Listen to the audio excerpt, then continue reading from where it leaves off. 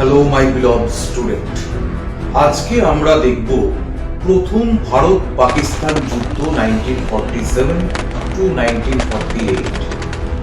আজ আমরা জানব কেন সদ্য স্বাধীনতা প্রাপ্ত দুটো দেশ হঠাৎ যুদ্ধে জড়িয়ে পড়ল। আজ আমরা দেখব যে কেন কাশ্মীরের রাজা হরি সিং 26শে অক্টোবর রাতে ঘুমোতে যাওয়ার আগে নিজের দেহরক্ষীকে নিজে রিভলভার দিয়ে বললেন যে আগামী দিন 27শে অক্টোবর যদি ইন্ডিয়ান আর্মি শ্রীনগরে এসে না পৌঁছয় তাহলে আমাকে ঘুম থেকে ডাকার দরকার নেই, আমাকে সরাসরি গুলি করে দেবে। প্রত্যেকটা প্রশ্নের উত্তর আজ আমরা খোঁজার চেষ্টা করব আগামী 5 মিনিটের ছোট্ট ডকুমেন্টারির মধ্যে দিয়ে। 1947 ভারত স্বাধীনতা পায়, কিন্তু ভারত স্বাধীনতা পাওয়ার সঙ্গে সঙ্গে আরো একটা নতুন দেশের জন্ম হয়, যার নাম পাকিস্তান। ব্রিটিশার্স যখন ভারত ছেড়ে যায় তখন ভারতবর্ষে মোট ছোট বড় মিলে 565টা প্রিন্সলি স্টেট বা দেশীয় রাজ্য রয়েছে। এখন এই প্রিন্সলি স্টেট বা দেশীয় রাজ্যের অর্থ হলো এদের নিজস্ব কোনো স্বাধীন রাজা বা নবাব রয়েছে। ইংরেজ বলে যে হয় তোমরা পাকিস্তানে যোগ দাও, না হয় তোমরা ভারতবর্ষে যোগ দাও, না হলে তোমরা স্বাধীন থাকো। আর এখানে কাশ্মীরের রাজা হরি সিং তৃতীয় স্বপ্নটা দেখছিলেন, স্বাধীনভাবে কাশ্মীরকে নিয়ে থাকা। ভারতের দিক থেকে কাশ্মীরের কোনো সমস্যা থাকার কথা ছিল না, কারণ ভারত এথিক্যাল স্টেট, ভারতের বিদেশ নীতি গান্ধী আর নেহেরু প্রিন্সিপালের উপর ভিত্তি করে চলে। সমস্যাটা শুরু হয় পাকিস্তানের দিক থেকে। জিন্নার একের পর এক উত্তেজনামূলক চিঠি হরি সিং এর স্নায়বিক চাপকে এতটাই বাড়িয়ে তোলে, শেষ পর্যন্ত হরি সিং পাকিস্তানকে বলে যে দেখো, আমাকে কিছুদিন ভাবার সময় দাও। এজন্য হরি সিং পাকিস্তানের সঙ্গে সাইন করে what is called as stand still agreement, স্থিতাবস্থা চুক্তি, যে কিছুদিন কোন রকম আক্রমণ যেন পাকিস্তানের তরফ থেকে কাশ্মীরের উপর না হয়। হরি সিং ভেবেছিল সমস্যার হয়তো সমাধান আপাতত হলো, কিন্তু না। পাকিস্তানের নেতারা ভাবছিল যে রাতারাতি কিভাবে কাশ্মীরকে পাকিস্তানের অন্তর্ভুক্ত করা যায়, এবং সেই উদ্দেশ্য নিয়ে পাকিস্তান লঞ্চ করে operation Gulmarg. Now what is operation Gulmarg?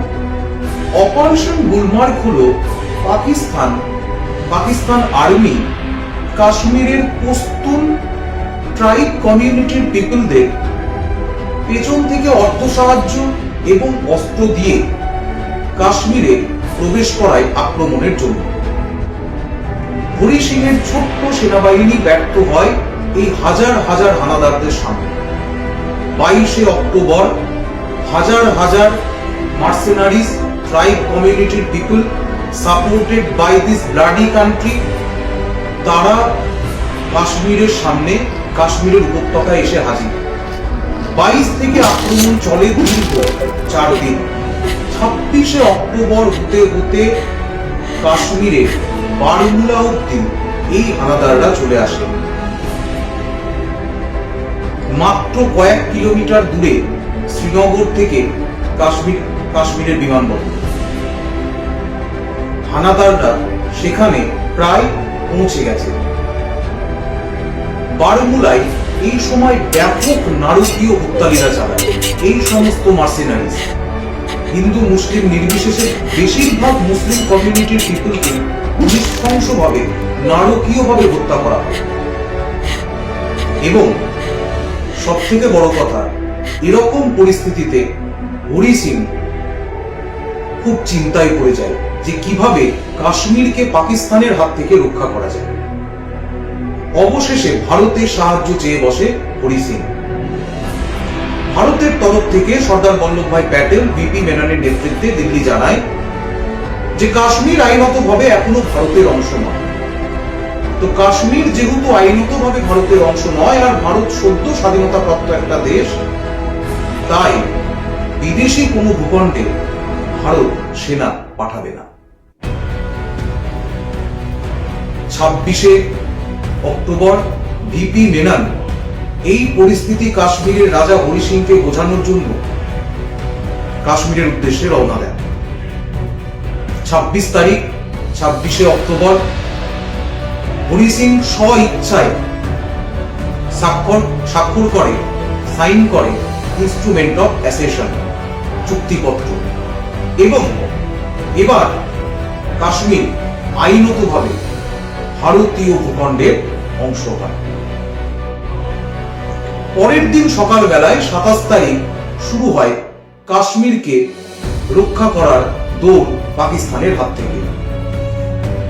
কিন্তু তার ঠিক আগের দিন, যেদিন ইনস্ট্রুমেন্ট অফ অ্যাসেশন সাইন করা হয়, সেদিন রাতে হরি সিং ঘুমোতে যাওয়ার আগে নিজের যে দেহরক্ষী তার হাতে নিজের রিভলভারটা দিয়ে বলে যে আগামী দিন সকালবেলায় যদি ভারতীয় সেনা আসতে দেরি করে এবং ততক্ষণে যদি এই হানাদার শ্রীনগরে প্রবেশ করে যায়, তাহলে আমাকে ঘুম থেকে ডাকার দরকার নেই, আমাকে তুমি সরাসরি গুলি করে দেবে। This is the reality. 27 তারিখ সকালবেলায় ভারতীয় সেনার 6 রেজিমেন্টের একটা দল কাশ্মীরের উদ্দেশ্যে রওনা দেয়। দুর্ধর্ষ যুদ্ধ হয় ভারতীয় সেনাবাহিনীর সঙ্গে হানাদারদের। ভারতের প্রথম পরমবীর চক্রপ্রাপ্ত মেজর সোমনাথ শর্মা নেতৃত্বে ব্যাটেল অফ ব্যাটগাঁওয়ে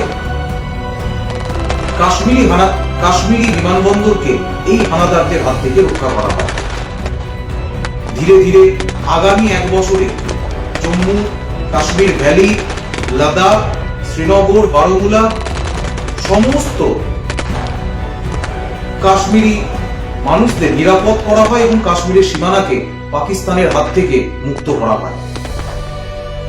কিন্তু এইরকম পরিস্থিতিতে একটা ঘটনা ঘটে, যেটা অনেকের মতে হয়তো না ঘটার কথা ছিল। সেটা ঘটার কথা ছিল না ঘটার কথা ছিল সেটা পরের কথা। কিন্তু এরকম অবস্থায় তৎকালীন ভারতের প্রধানমন্ত্রী পণ্ডিত জওহরলাল নেহেরু পাকিস্তানের সঙ্গে স্বাক্ষর করে সিজ ফায়ার লাইন। আন্তর্জাতিক চাপ তো ভারতের উপর সে সময় ছিলই, এবং সদ্য স্বাধীনতাপ্রাপ্ত একটা দেশ হয়তো চাইছিল নতুন করে যুদ্ধকে আর এগিয়ে না নিয়ে যেতে। একজন প্রধানমন্ত্রী হিসাবে তিনি তখন যেটা ভেবেছেন তিনি করেছেন, সেটা আমার আলোচনা করার বিষয় নয়। কিন্তু এই যে সিজ ফায়ার লাইন, এই যে সিজ ফায়ার এগ্রিমেন্ট সাইন করা হয় পাকিস্তান এবং ভারতের মধ্যে, তাতে কি ভারত পাকিস্তান সমস্যার পুরোপুরি নিষ্পত্তি সম্ভব হয়েছে? যদি তাই হতো, তাহলে 1965 যেটা আমাদের second series, second India Pakistan war 1965 আমরা দেখব, সেটা হতো না। এবং তারপর একাধিকবার পাকিস্তানের যেটা সব থেকে সহজতর হাতিয়ার, টেরর প্রমোট করা, সেটা আজ অব্দি পাকিস্তান করতো না। তো সমস্যার সমাধান সেদিন হয়নি। কিন্তু যেদিন সিজফায়ার এগ্রিমেন্ট হয়, বন্দুকের গর্জন থেমে যায়। যদি সেদিন সিজফায়ার এগ্রিমেন্ট সাইন না হতো, তাহলে হয়তো আজকে বিশ্বের ম্যাপ অন্যরকম হতো। লাহোর, করাচি ভারতের মধ্যে থাকতো। অনেকের মত রয়েছে, তোমাদের মত কি কমেন্ট সেকশন অবশ্যই জানাবে। কিন্তু বিষয় হচ্ছে, যেদিন সিজফায়ার এগ্রিমেন্ট সাইন করা হয়, যেখানে পাকিস্তান আর্মি এবং ইন্ডিয়ান আর্মি সেদিন থেমে গেছিল, সেটাকেই বলা হয় আজকে লাইন অফ কন্ট্রোল, এলওসি। আমরা দেখব পরের দিনে সিরিজে ইন্ডিয়া পাক war second 1965। So take care, God bless you, thank you, take care, jai Hind.